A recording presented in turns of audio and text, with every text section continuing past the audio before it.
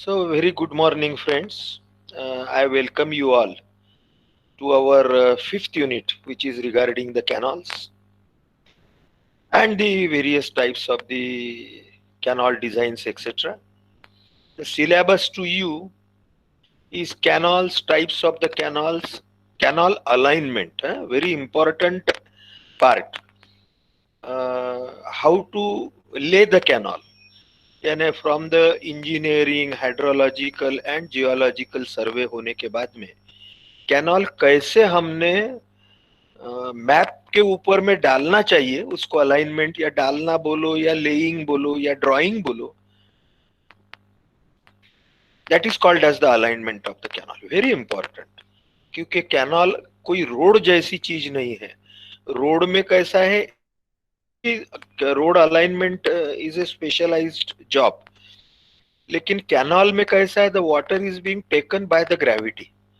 So you have to take from the upper part to lower part, slope देना ही पड़ता है उसको। रोड को ऐसा नहीं है, रोड आप नीचे जाएगा फिर से ऊपर आएगा, road slope can be changed but the canal slope cannot be changed. As well as canal has to cover और supply the water for the irrigation purpose. तो कैनल को स्लोप देते वक्त उसके आजू बाजू की ज्यादा से ज्यादा खेती को ग्रेविटी से पानी मिलना चाहिए।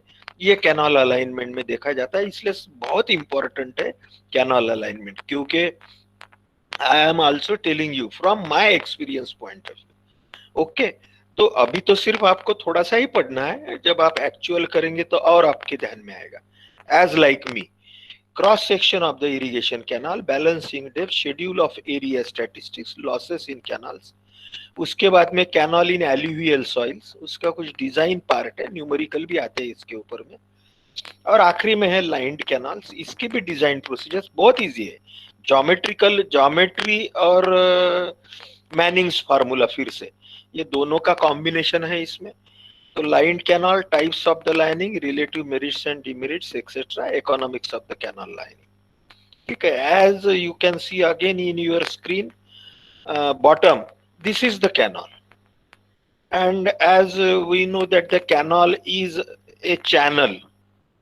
It is a channel prepared by the irrigation engineer, through which the water from the storage from the reservoir, or maybe sometimes water from the river directly taken and is supplied to the for the agriculture purpose. Main purpose is agriculture. Sometimes with the help of the canal, the water can be taken from one place to another for the various purposes, maybe like the drinking water purpose, maybe जैसे नागपुर में पहले पेंच project से canal से ही पानी आता था पीने के लिए, और कोराडी थर्मल पावर प्लांट को भी पानी सप्लाई होता था। अभी पाइप से आता है क्योंकि कैनाल से वेस्टेजेस बहुत होते हैं। So these are the various purposes of the canal, but the main purpose from our point of view is the irrigation purpose, है ना। ये as I have told you that I will be showing various photographs of the canals, so that you can at least visualize what is the canal, what are its components, and you can see actually those in practice। कहीं भी आप site पे इधर उधर आजू बाजू आपके गांव के पास एक आधा धरण है, डैम है, और उससे यदि कैनाल निकलता है तो आप उसमें जरूर देख सकते हैं। तो यहाँ जैसे दिखेगा आपको, सबसे ऊपर में एक अच्छा कैनाल है, मेन कैनाल जिसको बोलेंगे, because it is a bigger canal, it is carrying a water, है ना। आपके एग्जाम्पल के लिए मैं बता देता हूँ। आप में से अभी कोई समझो somebody is living near Pauni, near Nagbhid, near Brahmapuri, या और आगे में सावली वगैरह जो आगे के गांव है, तो there lies the Gosikhurd right bank canal. Gosikhurd project जो है उसका राइट बैंक कैनाल है, मेन कैनाल है। और वैसे ही उसका लेफ्ट बैंक कैनाल भी है, वो भी काफी बड़ा है, but right bank canal is very big, it's like a small river, छोटे नदी जैसा है वो। तो वो जब उसमें से फ्लो होता है तो the velocity is quite large and discharge. ठीक है, तो ये मेन कैनाल। नीचे में जो आपको कहीं नीचे में लेफ्ट साइड में दिखेगा, ये दीज आर द माइनर्स, और राइट साइड में जो है उसको वाटर कोर्स करके बोलते हैं, यानी मेन कैनाल से डिस्ट्रीब्यूटरी, डिस्ट्रीब्यूटरी से या मेन कैनाल से ब्रांच कैनाल, पढ़ने वाले हम धीरे धीरे आगे में। और वहां से सबसे आखिरी में हमारा मेन पर्पस है is to supply the water to the agriculture purpose to the farms through these last canals. They are called as the field channels. ठीक है, ये भी कैनाल का सबसे आखिरी लेकिन सबसे इंपॉर्टेंट और सबसे छोटा पार्ट है, लेकिन but it is very important part. ठीक है, नाउ वी विल सी और we will move into our syllabus. We will see first the definition. Canal is an artificial channel. Channel यानी नाली, एक नाली जिसको बोलते हैं ना, हिंदी में नाली बोलते हैं। The canal is an artificial channel generally trapezoid in shape. इसका जो शेप रहता है वो रेक्टेंगुलर नहीं रहता, वो सर्कुलर नहीं रहता, so it is a trapezoidal shaped, it has the trapezoidal shape. So canal is an artificial channel generally trapezoidal in shape constructed on the ground to carry the water to the fields either from the river or from the tank or reservoir. एक तो नदी में से direct है ना, मैंने बताया था बैरेजेस वगैरह हम कंस्ट्रक्ट करते, डाइवर्शन वियर जिसको बोलते हैं।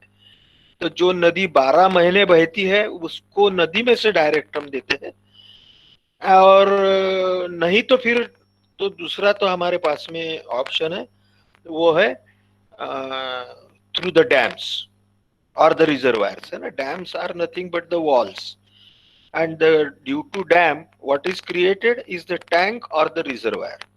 Now the various classification of the canals. Classification based on the nature of source of supply. The first is the permanent canal and the inundation canal. ठीक है, अभी हम लिस्ट कर रहे हैं और आगे में हम हर एक को समझने वाले हैं क्या क्या है। तो the classification based on the nature of source of supply.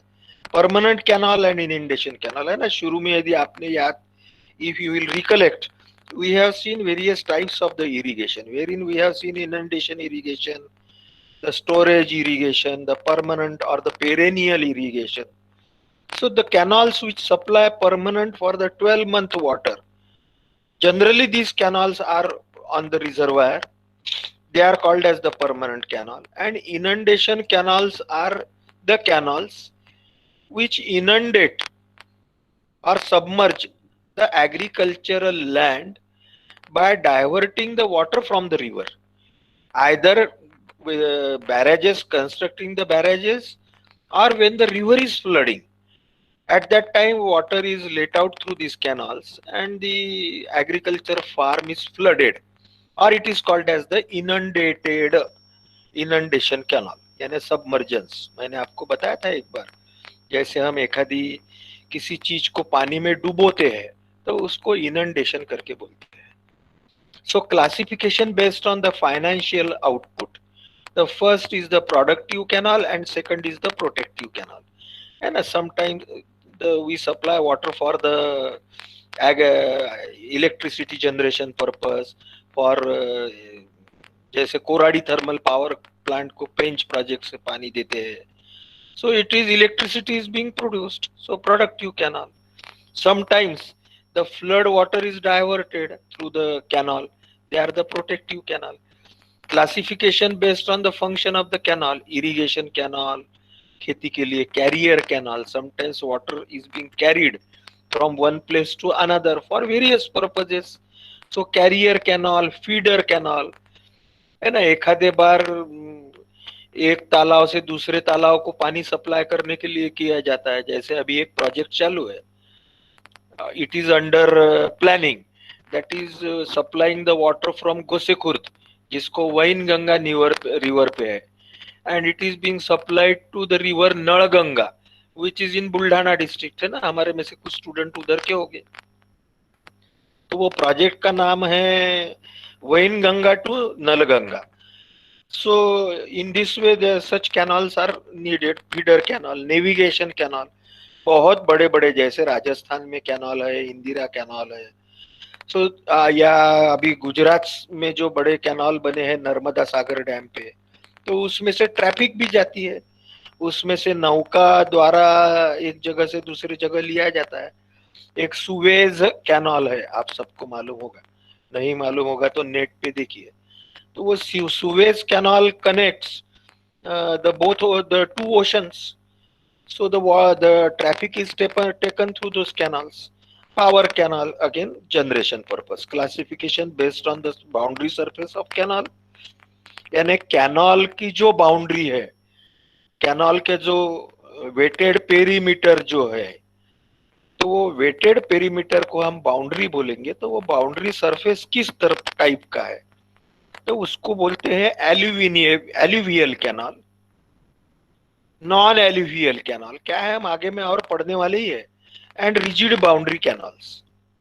Then classification based on the discharge and its relative importance in a given network of canal, यानी वो कैनाल में से कितना डिस्चार्ज जाता है और जो कैनाल सिस्टम का नेटवर्क है उसमें उसको कितना महत्व है, उसके ऊपर से वो कैनाल को जो नाम दिए गए हैं वो है main canal, branch canal, major distributary, minor distributary, and last is the water course और द फील्ड चैनल। ठीक है, जो डैम से जो कैनाल निकलते हैं, रिजर्वायर से, डैम से, टैंक से, तो ये कैनाल, जो हर एक कैनाल ही खेती को पानी नहीं देता है। पहला एक जो बड़ा कैनाल जो डैम से निकलता है, that is in the main canal, इसके छोटे छोटे ब्रांचेस रहते हैं, उसको बोलते हैं ब्रांच कैनाल। ब्रांच कैनाल में से भी और छोटे छोटे ब्रांचेस निकलते हैं, उसको बोलते हैं मेजर डिस्ट्रीब्यूटरी। और अब ये मेजर डिस्ट्रीब्यूटरी से भी छोटे कैनाल निकलते हैं, वो भी डायरेक्ट खेती को नहीं देते, उसको माइनर डिस्ट्रीब्यूटरी या उसको माइनर्स करके बोलते हैं। हाँ, अब ये माइनर में से जो पानी निकलता है वो खेतों को डायरेक्ट दिया जाता है, उसको वाटर कोर्स बोलते हैं। लेकिन ये भी वाटर कोर्स भी एक छोटा सा कैनाल ही है, कि एक छोटा सा चैनल ही है, ट्रेंच ही है। ठीक है, I am using various alternative words purposely, not to confuse you, only that you should also remember those words, है ना। वाटर कोर्स बोलते बोलते मैंने कैनाल बोला, ट्रेंचेस बोला, चैनल बोला। ठीक है, classification based on canal alignment, जो सबसे इंपॉर्टेंट है हमें पढ़ना है, कैनाल अलाइनमेंट। कैनाल अलाइनमेंट का मतलब होता है कैनाल को हमने कैसे प्रोवाइड करना चाहिए, या मैप के ऊपर कैनाल को कैसे लेइंग करना चाहिए, और एक्चुअली सर्वे में कैसी अलाइनमेंट एक जगह से दूसरे जगह ले जाना है ना हमको। तो पर्पस क्या है कैनाल अलाइनमेंट का, supplying the water for the irrigation purpose. तो ज्यादा से ज्यादा खेती को पानी मिलना चाहिए, ये कैनाल अलाइनमेंट डालते वक्त हमारा पर्पस रहना चाहिए। तो उसके हिसाब से जो कैनाल का क्लासिफिकेशन है वो है contour canal, watershed canal and side slope canal, हम पढ़ेंगे आगे में। ठीक है, these are again the nice photographs of various canals. Okay, again this is, you can see the concrete lining इसको बोलते हैं, एक कंक्रीट की पपड़ी या 10 या 15 centimetre thickness of the concrete is being laid on the boundary of the canal. ठीक है, तो इसको हम फिर से बोलेंगे रिजिड कैनाल, लाइंड कैनाल। ठीक है, ये three are the examples of the lined canal. And ये जो राइट साइड में नीचे में है, यहाँ पे ये पूरा माटी में, all the canals are in soil, but again some canals are lined with the help of the concrete, masonry, or sometimes some other material like the bitumen भी use करते हैं, and some canals are unlined depending on its importance. ठीक है, and the availability of the funds. The unlined canal यानी माटी, the canals excavated again in the earth or soil, but their boundary is not coated with the any impermeable material like the concrete, masonry, etc. Now we will see bit in detail about the types of the canals we have seen earlier. Again on the right side, the photo, a nice photograph. of how the canal lining is being done. Canal का lining कैसा होता है, concrete कैसे डाला जाता है अंदर से, यहाँ पे कैनाल का वाटरिंग हो रहा है. So all these are the photographs. Maybe sometimes I have taken during execution, and you will get the actual how the work takes place.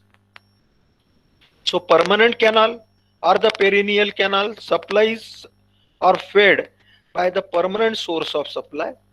यानी ये कैनाल से पानी जो आता है वो परमानेंट सोर्स से आता है, जैसे कि डैम से आता है, रिजर्वायर से आता है.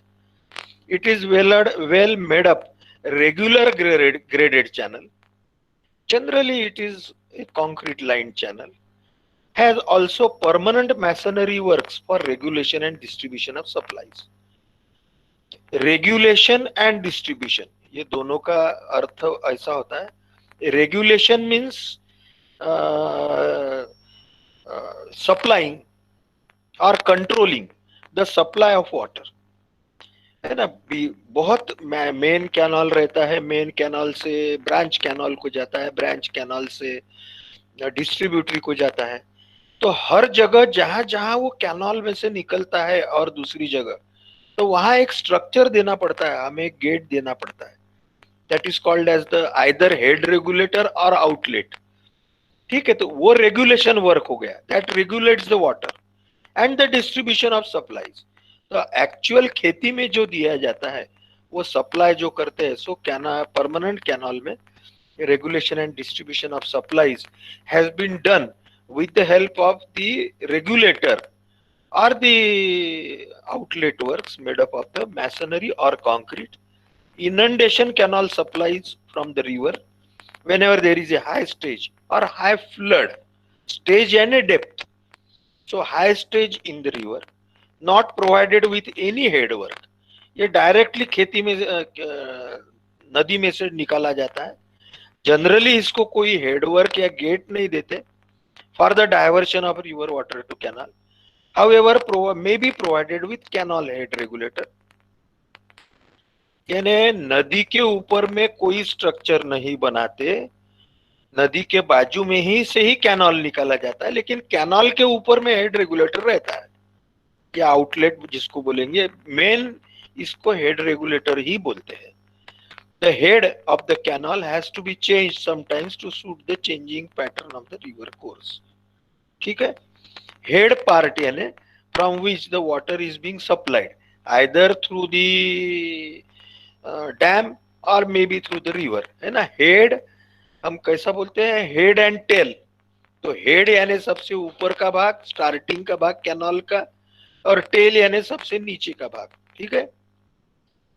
Now the classification based on the financial output, productive canal and the protective canal, which yield a net revenue to the nation after full development of the irrigation in the area, is the productive canal. And protective canal is a sort of relief work constructed with the idea of protecting particular area from famine. Famine यानी अकाल दुष्काळ.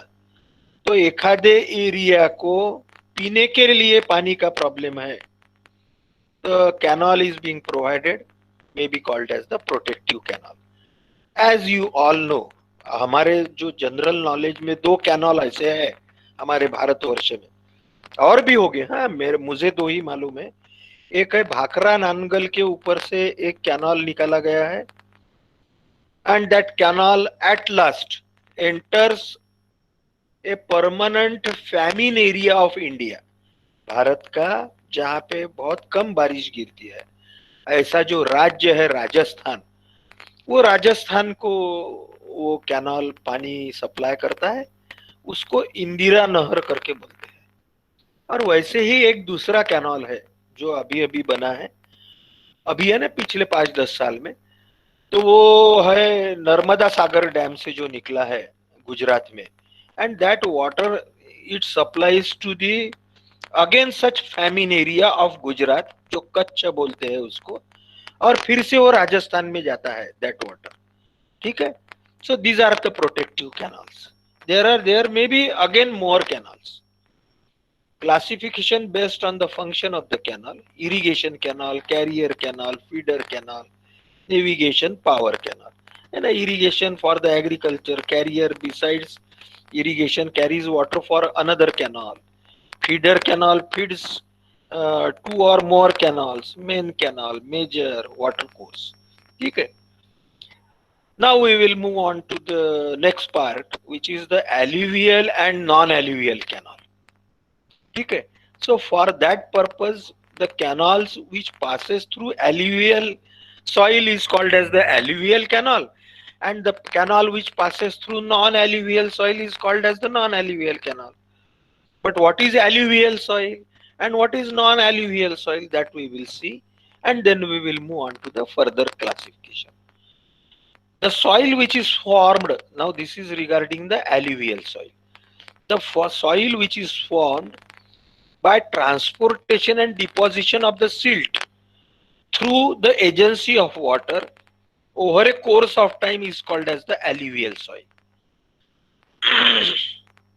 नदी के माध्यम से या flood से जो सॉइल बहते हुए आती है और या पानी के साथ बहते हुए आती है, और जो बाद में डिपॉजिट होके सालों साल, करोड़ों साल, लाखों साल में जो सिल्ट बह के आती है, उससे जो सॉइल फॉर्म होती है उसे एल्यूवियल सॉइल करके बोलते हैं। ठीक है। हमारे भारतवर्ष में जो मैक्सिमम नदियों के पास में सॉइल है, गंगा नदी है, यमुना है, और जो हिमालय में से बहुत सारी नदी है, चेनाब है, और बहुत सारी जो नदियां हैं, this starts from the great Himalaya, और हिमालय से निकलते वक्त वो अपने साथ में बहुत सारी सिल्ट लेके आते हैं।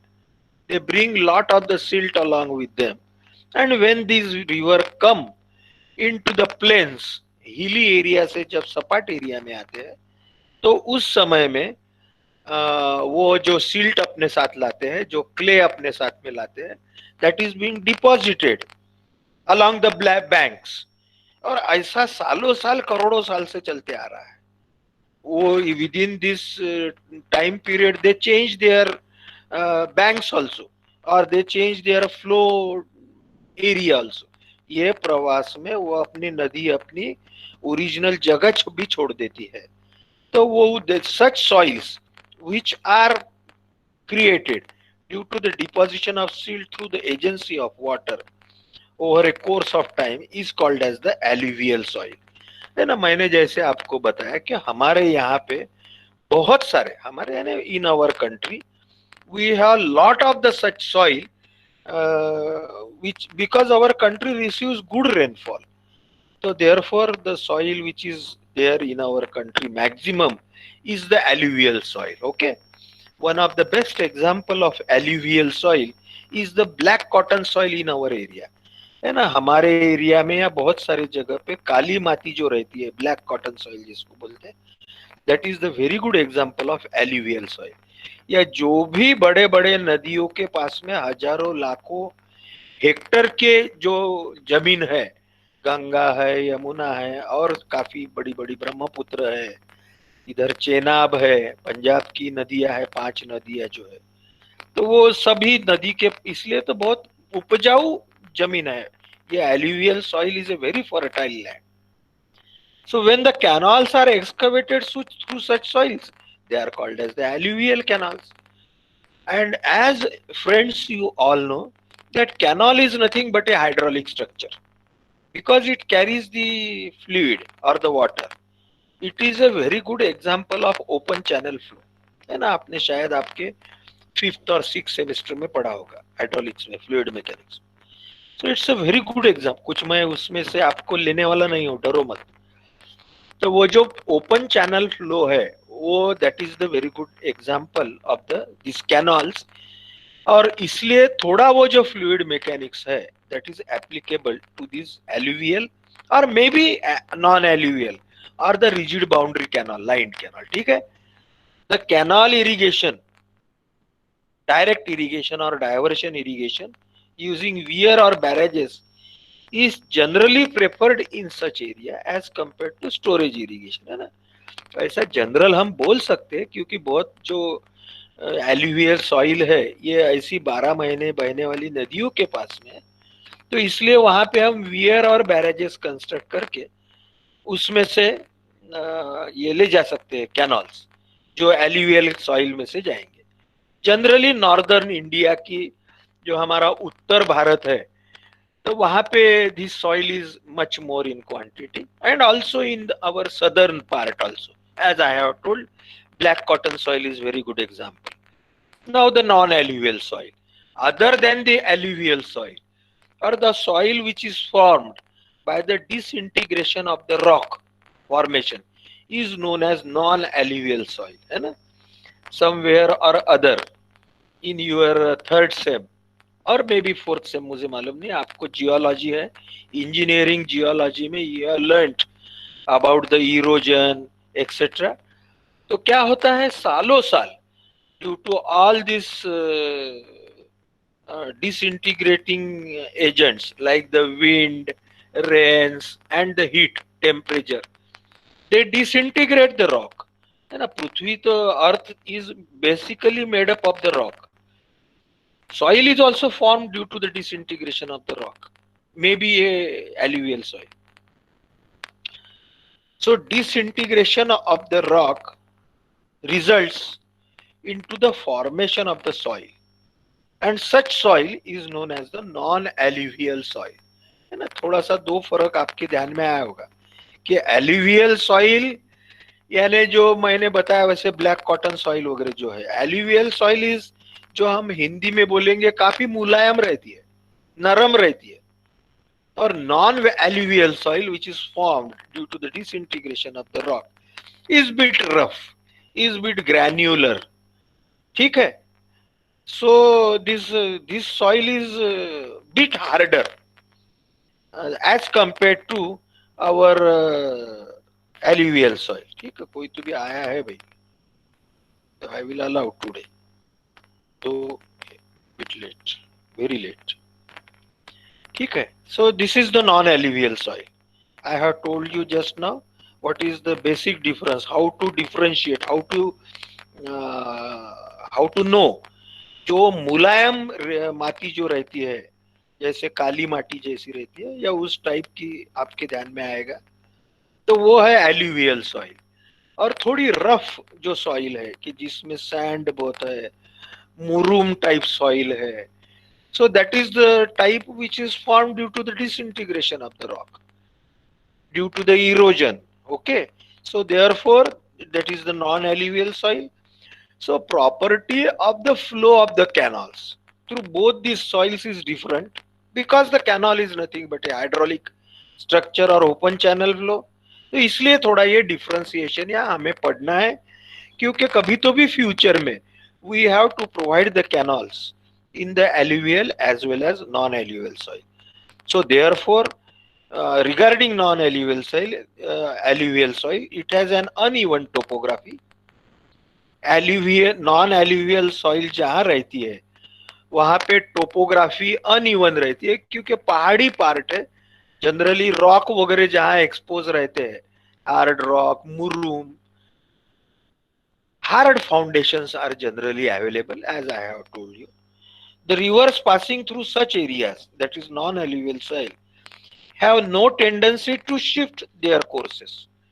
है ना? जो नॉन एल्यूवियल सॉइल में से जो नदी बहती है, वो अपना पात्र चेंज नहीं करती, it cannot change it's courses. Courses means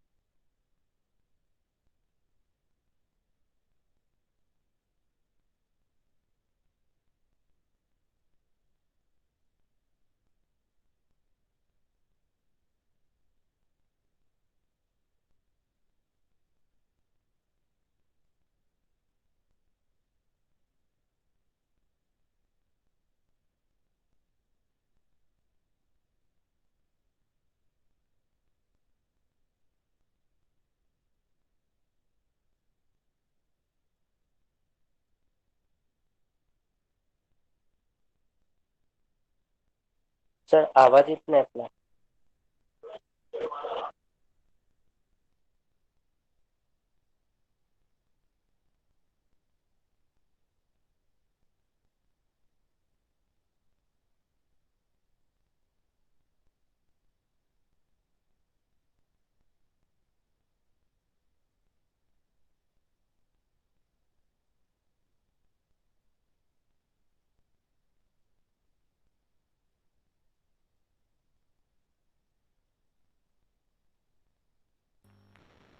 हा, आता येईल आवाज. हॅलो. येतोय सर आता. हा, चला, व्हेरी गुड. थँक्यू, काय हरकत नाही. बिलकुल ताबडतोब मला इंटरफिअर करायचा अशा वेळेस, किंवा एखादा मिस कॉल करायचा माझ्या मोबाईलवरती, आणि तो व्हॉट्सअप कॉल करायचा, म्हणजे तो मला दिसतो लगेच, कारण ते इथे नेटवर्क प्रॉब्लेम. ठीक आहे, very good, thank you. So now we are into this classification based on boundary surface of canal. So the based on the type of the boundary surface, canals are classified as the alluvial canal, non-alluvial and rigid boundary. ठीक आहे, मी तुम्हाला इथे पुन्हा समजण्यासाठी you should understand what are the alluvial canal, what is the non-alluvial canal and the rigid boundary canal. इसके लिए 3 photograph मैंने यहाँ पे लगाए हैं. जैसे लेफ्ट साइड में ऊपर में है non alluvial canal, sorry alluvial canal. Alluvial soil मैंने आपको अभी समझा के दिया. So an alluvial soil is nothing but the soil formed due to the soil formed due to the flow of the silt or accumulation or deposition of the silt flowing through the water. उसके कारण जो जमीन तैयार होती है उसको alluvial soil बोलते हैं. और एल्यूवियल सॉइल का मैंने आपको एग्जांपल बताया था. ये सॉइल जनरली मुलायम रहती है और इसको रेजिस्टेंस बहुत कम रहता है. और ब्लैक कॉटन सॉइल जो है, काली माटी जो है हमारी, वो that is a very good example of the alluvial soil. तो ये बाई तरफ में आपको एल्यूवियल कैनाल बताया है, left side top is the one which is excavated in alluvial soil such as the silt or the clays. ठीक है, तो उसमें से जो कैनाल है, और वो ऐसा जनरली इसमें बहुत there are lot of the chances of the seepages, leakages, water logging etcetera, है ना, क्योंकि it is the canal is sitting over the soil. Canal के नीचे में कई डेप्थ तक के, to large depth, there is only soil or the silt or the clay in which the water percolates. So therefore these alluvial canals and the design is important. We will see later on. Non-alluvial canal, as I have told, non-alluvial soil or the canal through non-alluvial soil is called as the non-alluvial canal. The non-alluvial soil is rough in texture, generally like a gravel or a soft murum, hard murum, soft rock, or maybe in hard rock, and this soil is formed due to the disintegration of the rocks.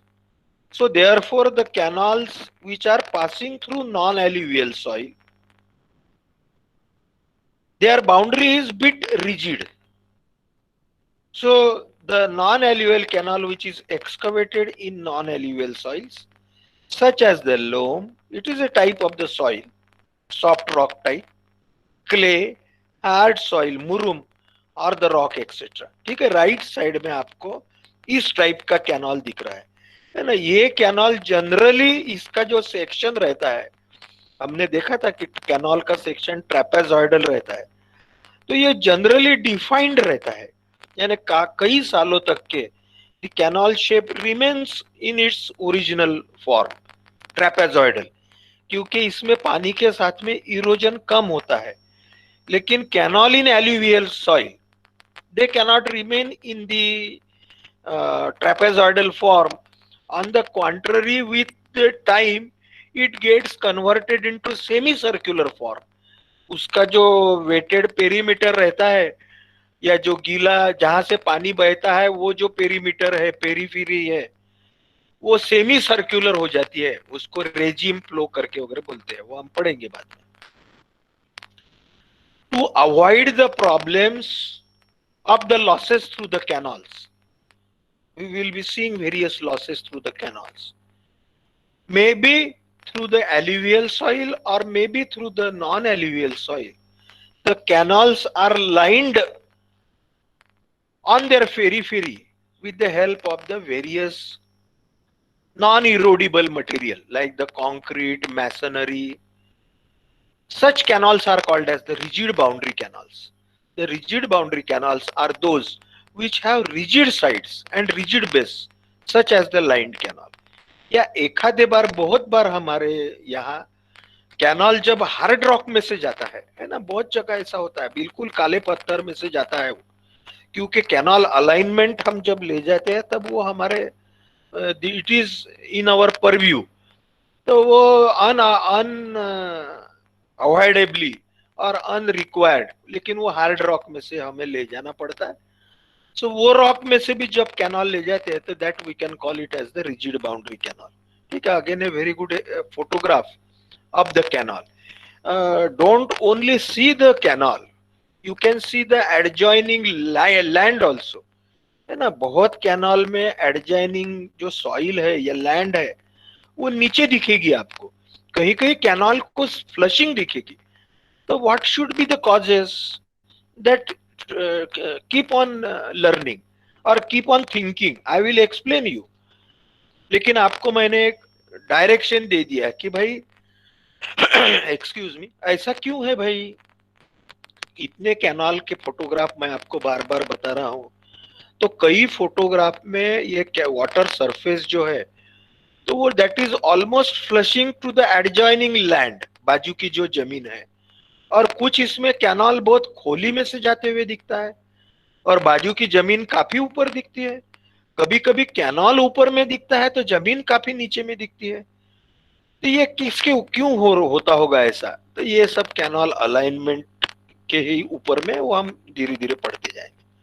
Now the classification of the canal based on the discharge and it's relatively importance in given network of the canal, है ना. अभी अगले 3-4 slide में ये right side का network आपको दिखते जाएगा.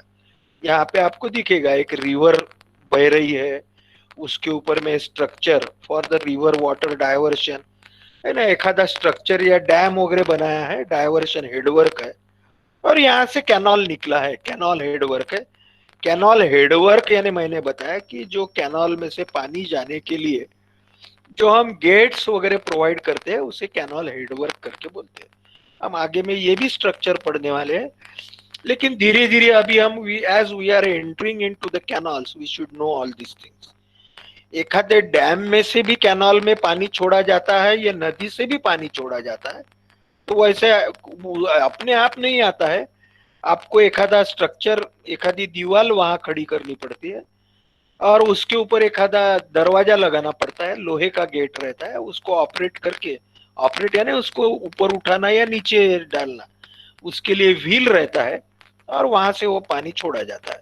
उसको हेडवर्क करके बोलते हैं, कैनाल का हेडवर्क, है ना. और ये कैनाल जो अलग अलग टाइप के है, because the canal supplies water to the field और farm, so there is a network of canal, various types of the canal. तो वो जो नेटवर्क है उसमें से हर एक कैनाल के ऊपर क्या जिम्मेदारी है, उस हिसाब से कैनाल का जो क्लासिफिकेशन है वो अभी हम देखने वाले हैं.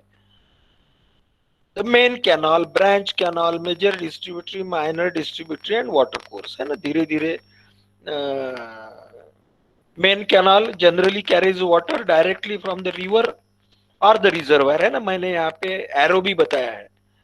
सच canal carries heavy supplies and is not used for the direct irrigation except in exceptional circumstances. ये कैनाल जनरली खेती को पानी देता नहीं है, ये मेन कैनाल. एखादे बार बहुत ही रेयर इसमें इट कैन सप्लाई, लेकिन 99.9% this only carries the large quantity of water to supply to the sub canals like the branch canal, distributary, etc.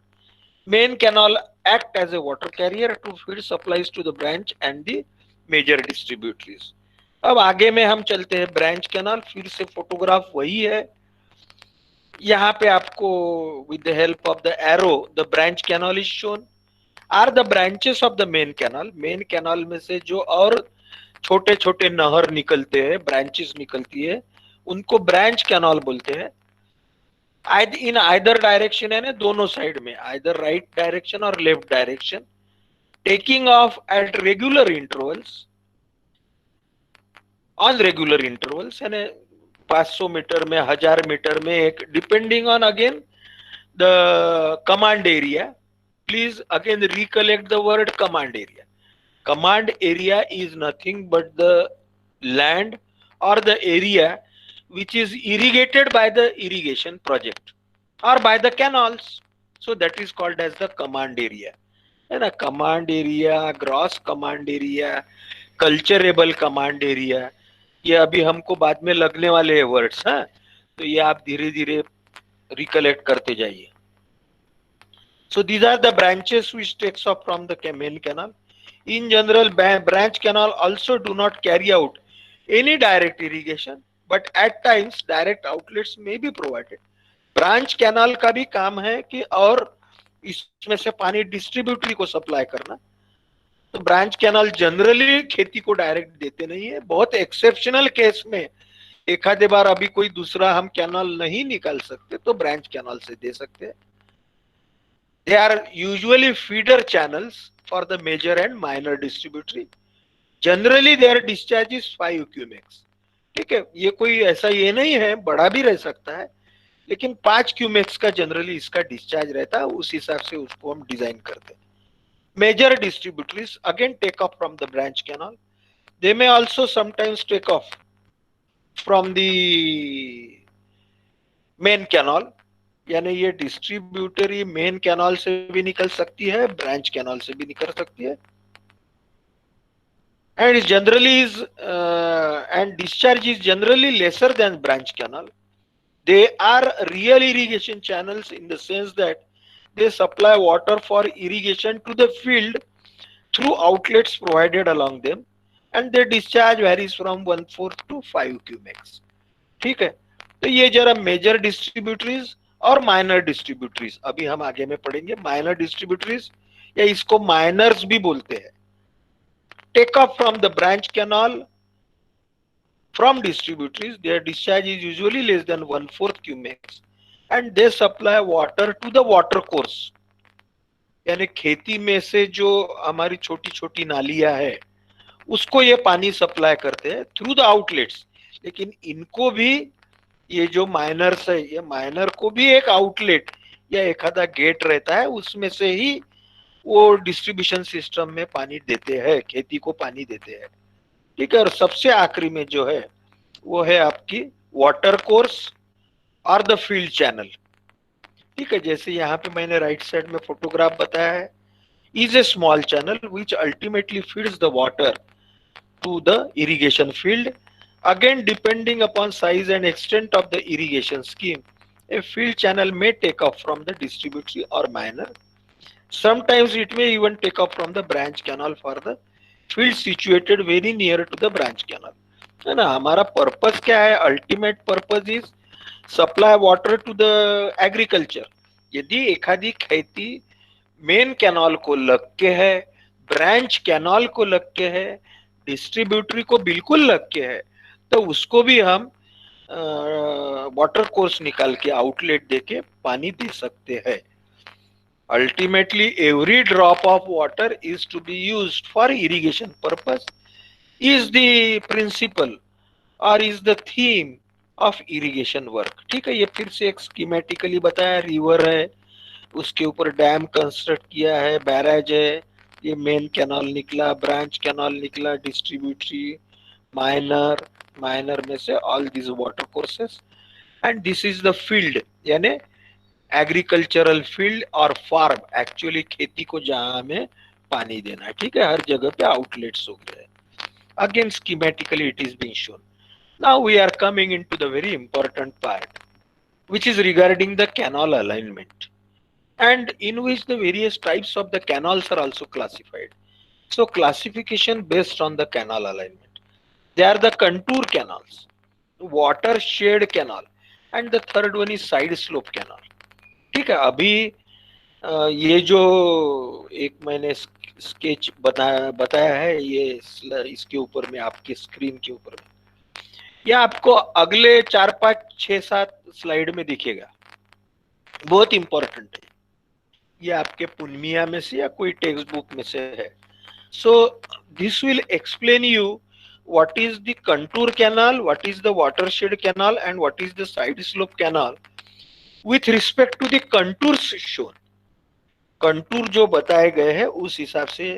Now you all know what is the contour. Contour is the line joining the equal heights और equal levels. एक level जो हम हमारे levelling instrument से levelling करते हैं with respect to certain benchmark, और उसको जब एक लेवल को ज्वाइन करते हैं तो उसकी जो लाइन होती है उसे कंटूर करके बोलते हैं। ठीक है, you must have learned in your surveying and what are the characteristics of the various contours. ठीक है, तो यहाँ पे कंटूर प्लान के माध्यम से आपको ये कंटूर कैनाल, वाटरशेड कैनाल और साइड स्लोप कैनाल ये पढ़ना है।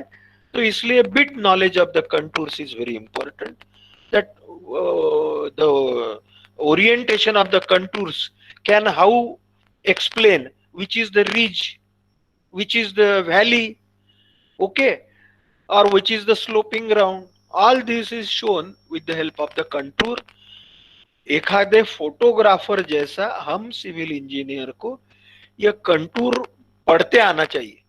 ठीक है, कंटूर मैप या कंटूर प्लान समझना ये भी बहुत अच्छी एक, these are added qualities। So with this let us move further। You can see the forget about the canal and the dam। ये ऐसा समझिए कि ये सिर्फ ऐसा एक कंटूर मैप है आपके पास में, प्लान। अब यहाँ पे आपको दिखेगा these are the contours 100, 98, 96, 94, 92, 90, 88 falling contours है। The falling contours are there and there are, and all this falling contours जो कम कम होते जा रहे हैं, they are into the inner part of the concave shape contour. ऐसे जब कंटूर फॉलिंग रहते हैं और ऐसा कॉन्केव शेप जब रहता है तो वो वैली दर्शाता है। ठीक है, दिस शोज द वैली, यानी ऐसा इसमें से दर्शित होता है।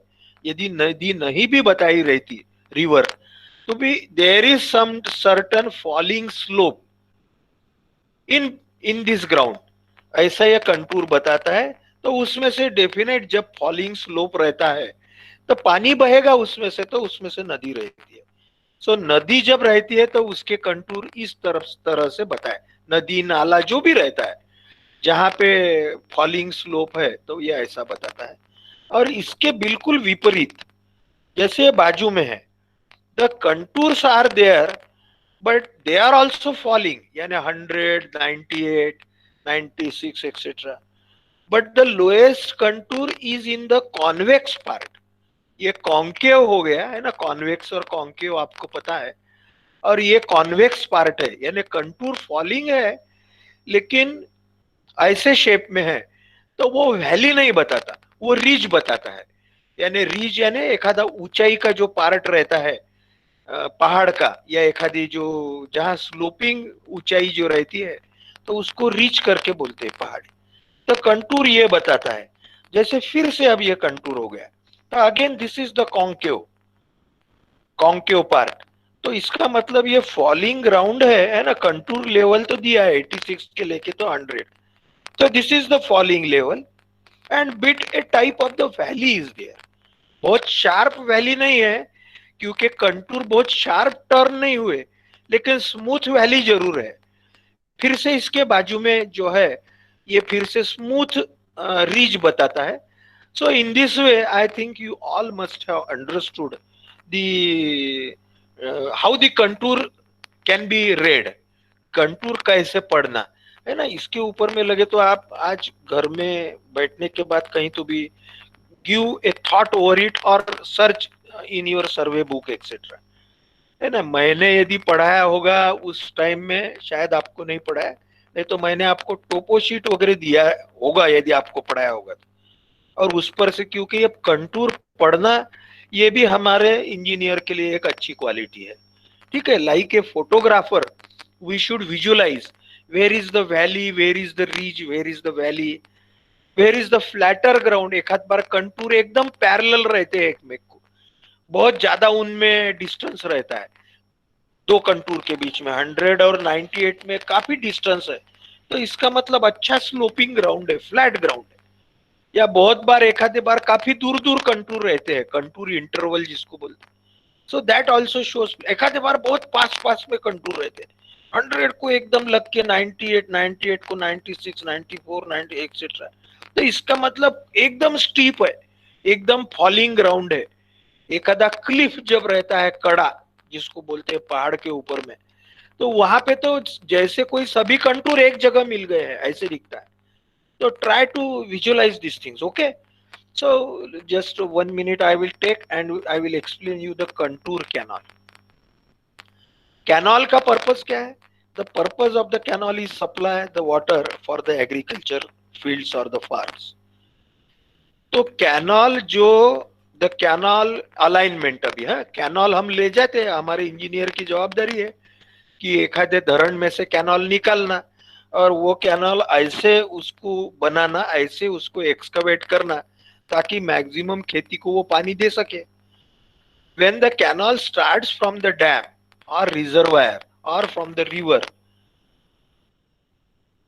the bottom level of the canal है ना, सबसे जो नहर की बॉटम लेवल या जिसको कैनाल बेड लेवल करके बोलते हैं, है ना, कैनाल ट्रेपेजॉइडल कैनाल, उसकी जो बॉटम लेवल है, दैट बेड लेवल काय के ऊपर डिपेंड रहेगी?